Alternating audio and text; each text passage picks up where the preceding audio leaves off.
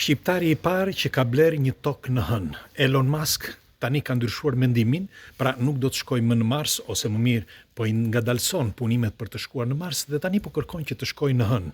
Dhe nga ana tjetër, NASA ka shkuar herën e fundit në vitin 1972 dhe tani po kërkon që të shkojë në hënë në vitin 2027, por ka disa probleme dhe do mundet që të shkojnë brenda vitit 2030. Çfarë po ndodh? Tani po ja u tregoj. Nuk është se I ditë gjitha, por janë informacione që I gjeni gjithandej dhe mjafton që ti të thuash cogito ergo sum. Pra, unë jam dhe mendoj me mendjen time. Është absurditet që të mendosh disa gjëra të tilla që dikush për shembull ky shqiptari, që unë gjithë respektin për shqiptarin, por që të shpenzoj gjithë ato para, një shqiptar në Amerikë, nuk e di e keni para apo jo, që pretendon se ka bler një tokë, pra një pjesë toke në hënë. Është turp ta mendosh. Do t'ju them se përse. Doli një tip nga vitet 80, I quajtur Dennis Hop, që është ai që do dërgoj njerëzit në hënë I Lun ose Moon Embassy, një gjë e tillë, dhe ai shet toka. Shet toka ky tipi dhe ti kushdo që e blen. Merreni me mend. 6 milion tipa që kanë bler toka në hënë. 6 milion tipa në mbar botën, ja kanë bler këti. Dhe ky ka gjeneruar miliona dollar. Dhe të gjithë presin tokat. Bile shumë prej tyre tani që I presin sepse kanë kaluar vite, 50 vjet. Dhe tani, meqense I presin këta tokat dhe këto tokat nuk duken, pavarësisht sepse kur do shkojë njeriu në hënë, dhe çfarë bëjnë? Shumë prej tyre kanë filluar I shesin tani. Është sikur të shesësh ajrin. Pra, po ja u them edhe një herë, thash e përsëris edhe një herë, është vështirë që të bisedosh për këto argumente, sepse njerëzit janë si puna e deleve. Nga ikin bagtia, ikin gjithë, shkojnë dhe këta pas. Si mund të mendosh ti që të marrësh një tokë në hënë? Ti nuk e një tokë këtu, toka këtu, në tokë nuk është jotja. Jo, u them se përse. Më thoni pak, toka që ju keni, ajo që shkelni, është juaja, ju e keni bler me para. Atëherë pse pagoni taksa për tokën, nëse ju e keni bler? Sepse keni bler me para, është juaja. E keni me dokumente edhe shtëpinë. Por a e dini që mund t'ja u marrin brenda një dite? Po, bile brenda një sekondi, nëse dëshirojnë. Sepse toka dhe shtëpia nuk është jotja. Kanë marrë fund ato gjëra që dikur që thoshin që kjo është imja, kjo është jotja. Jo, sepse nuk na përket asgjë, fare. As familja, as fëmijët, as toka, as makina, asgjë prej gjëje. Janë që të gjitha gjëra që ti I përdor dhe pagohen taksa. Dhe në fund fare kur ikën, nuk merr asgjë me vete. La kuriq erdhe dhe la kuriq shkon. Pra që ti të pretendosh, sepse është vërtet e tmerrshme, që si nuk e mendon njeri një gjë të tillë. Unë kur nuk do të bëja një shpenzim të tillë, kur, edhe sikur të kisha miliona, nuk do ta shpenzoja kur një pjesë të parave për të gjoja bler tokë në hënë. Do t'ju them diçka. Shikoni, Elon Musk tani ka filluar sepse ka ndryshuar mendim.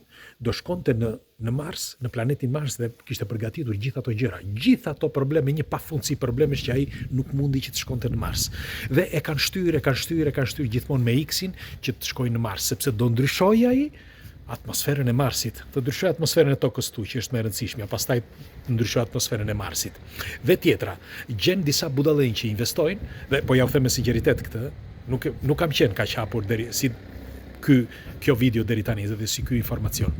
Gjen disa budallënj që shpenzojnë sepse kujtojnë se do shkojnë në Mars, kujtojnë se do ndryshojnë atmosferën e Marsit, ndryshojnë atmosferën e tokës. Bëj ndryshime këtu që të bësh që njerëzit jetojnë më mirë, më gjatë dhe më mirë, sepse toka po shkatërrohet. Ne e kemi shtëpinë, kjo është shtëpia jonë. Pra ti përqendrohu te kjo, ta pastrosh, ta rregullosh këtë shtëpi sepse e ke. Kjo është shtëpia. Nuk mund të pretendosh të shkosh në Mars. Ka një problem tjetër. Për të shkuar në Mars, mund të shkosh vetëm një herë në 26 muaj. E dini pse apo jo? Sepse në 26 muaj të gjithë planetet rreshtohen në një vijë. Dhe është I vetmi moment që ti mund të udhëtosh drejt Marsit. Sepse është më afër, sepse edhe për fuqinë elektromagnetike etj për shumë faktor. Dhe ti si do shkosh një herë në 26 muaj? Nëse ti ke vendosur që të shkosh dhe të vish, si do shkosh? Tjetra, ky tani Elon Musk ka ndryshuar mendim dhe do ta bëj në hënë, pra do bëj një qytet në hënë. e para një, që është kryesorja. Ne kemi shkuar në hënë në vitin 1900, herën e fundit, si thuhet, në vitin 1972, se në 69 ishte era e parë, pastaj era e dytë ishte në vitin 1972. Dhe ne nuk shkuam që në vitin 1972 deri në vitin 2025. Dhe sot që jemi në vitin 2026, ne çfarë kemi bërë? Ne po menduam me Artemisën, pra nëse keni parë, NASA ka menduar me Artemisën ka 3 vjet që ka organizuar dhe po bën ç'është e mundur që të shkojë në hënë. Dhe do shkonte në vitin 2027, po ka disa probleme, dhe do shkojë në vitin 2030. Merreni me mend tani. Me një fjalë, këta po pretendojnë që të shkojnë në Mars duke mos patur asnjë shans që të arrijnë deri atje. Dhe tjetra është që nëse këta duan të shkojnë në hënë. Nuk e di e keni dëgjuar apo jo, por ka disa teori për hënën. Një pafundësi teorish, por ne edhe sikur t'i heqim ato teoritë, sepse dikush thotë që hëna nuk na përket, hëna nuk është jona, hëna është artificiale etj. Dhe që njeriu nuk ka shkuar në hënë, për të gjitha këto. Por edhe sikur mos t'jen këto. Tani merreni me mend. Edhe Kina ka vite që po kërkon që të shkojë në hënë, nuk e di e dini apo jo, por ka vendosur që brenda vitit, bile ka dhënë ultimatum Xi Jinpingu që brenda vitit 2030 duhet shkojë njeriu në hënë, por kanë hasur edhe ata në disa probleme dhe e kanë shtyrë edhe një herë edhe ata, sepse nuk arrihet që të shkohet në hënë. Tani më thoni ju, a ka shkuar njeriu në hënë? Dhe ky Elon Musk tani, nga Marsi tani ka filluar nga hëna se do shkojë në hënë. Gjithë ato probleme që hasi me udhëtimet për në Mars, tani po kërkon që ndërtoj një qytet në hënë. Tani më thoni, ose unë jam budalla që nuk i kuptoj këto gjëra, ose nga ana tjetër gjejnë budallën që të tallen me popullin. Më thoni ju. Më thoni, sepse mund ta kem gabim dhe unë, por do të dëshiroja një komentin tuaj.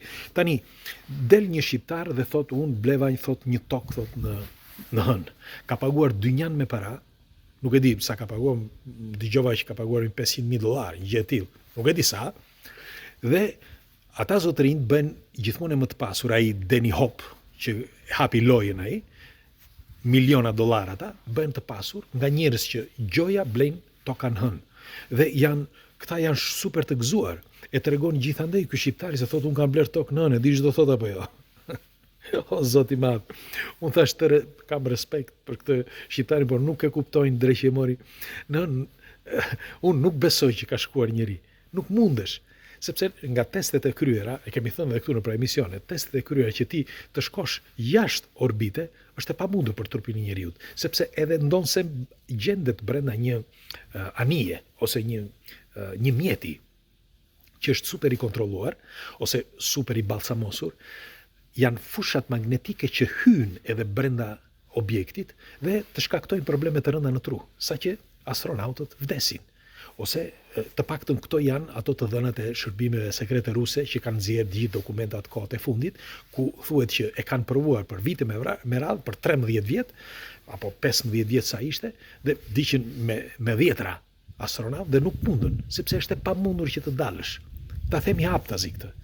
Dhe ti pretendon tani që ke shkuar në vitin 1969 dhe pastaj thua kemi shkuar për herë të fundit në 1972 dhe pastaj nuk shkua më për vite me radhë dhe tani ti po kërkon që të shkosh në hënë dhe prap po shtyn misionin duke patur një teknologji që sot është teknologjia, nuk është e vitit 1972, është tepër e madhe teknologjia që kemi sot dhe ti do shkoje në hënë, pra Artemisa, që ose keni lexuar, e stacionit NASA do shkonte në hënë në vitin 2027, po ka hasur disa probleme dhe tani ka shtyr për vitin 2030. Dhe do gjejnë pastaj probleme të tjera në vitin 2030 derisa të zgjidhet, qofse do zgjidhet, por është e pamundur. Pra, ndejtën 50 vjet, sa i bie? 50 vjet pa shkuar në hënë dhe me fjalë qofse shkuan atëherë dhe 50 vjet pa shkuar në hënë dhe tani hasën në probleme. Hasin në probleme nëse shkojnë. Më thoni ju, sepse unë, si thash, në fillim e hapa kështu, cogito ergo sum. Unë jam dhe dua të mendoj me mendjen time, jo me ato që më servirin. Dhe tjetra është, nëse do të shkoni në hënë, pra nëse do të shkoni dikush, do të shkonte në hënë, do e thoshte edhe Rusia. Rusia tha, ne kemi, e tha vetë ministri i jashtëm. Unë, nëse flasim ne, tha, do t'ju themi të vërtetën nëse njeriu ka shkuar në hënë apo jo. Ç'do thot kjo? Tani, tjetra që është akoma më e rëndësishme. Nëse do të bëj Elon Musk të ndërtesën në hënë, kush nga ju do të shkonte? Dhe pse do të shkonte në hënë, për çfarë arsye? Pse tallen me popullin? Pse? Tani, pse po ja u them këtë?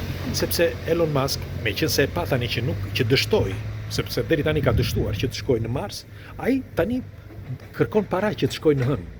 Sepse duhet që të mbaj ritmin, si do ta mbaj ritmin me të ardhurat financiare, si do shtohen të ardhurat financiare.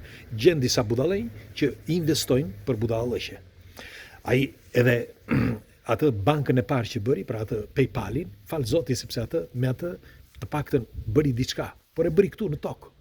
Por të thuash që unë duhet të shkoj në hënë, është vetëm një iluzion. Do t'ju them të fundit dhe do t'ju lë këtu. Para disa viteve kam bërë një intervistë me një zotëri, kam thënë ja 2 herë, por dua t'ja u përsëris, me drejtorin e përgjithshëm të studimeve të klimës në botë, që është australian, profesor David Spratt. Ka qenë drejtor pastaj e la drejtor i studimeve për sa i përket ndryshimeve klimatike të planetit.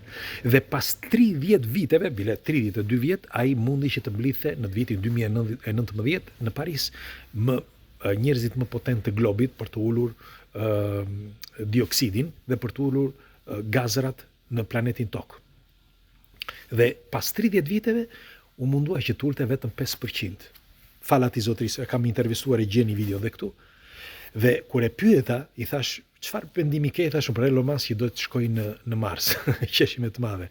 Këto janë pallavra, janë budallëqe.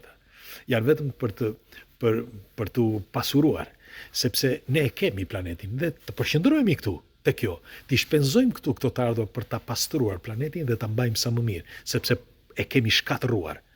Jo të mendojmë me iluzione që të shkojmë të ndryshojmë, o Zoti i Madh, të ndryshojmë atmosferën e planetit Mars. Është turp, ta mendosh me një fjalë që është e pamundur, sot është e pamundur. Pra, këto janë vetëm iluzione dhe unë doja që ta diskutoja me ju, sepse tani që doli ky lajmi i fundit, që Elon Musk kërkon që të bëj qytetërim të ri në hënë, tani do dëgjoni me qindra të tjerë që do kërkojnë që të udhëtojnë drejtëse. Këtë po thot ai, duhet sa para që kush do vi, unë do ta bëj këtë realitet që do vi të bëj udhëtimin në hënë. Dhe do shikoni pas pak, nuk ka dalë akoma, po unë jam i bindur, do thotë që do ndërtojmë hotele, do ndërtojmë një udhëtim që të veni dhe të vini. Tani filloni që të pagoni, që të na mbani ne për këtë projekt të ri, sa është një startup, dhe ne do fillojmë punët. Ashtu si bërën dhe me planetin Mars. Megjithatë, pres komentet tuaja, ju çfarë mendimi keni për këtë argument, sepse është mirë që ta diskutojmë, është mirë që të informojmë, sepse duke informuar dim se ku jetojmë dhe kush drejton atje sipër. Faleminderit që jemi për bashkë, ju përqafoj.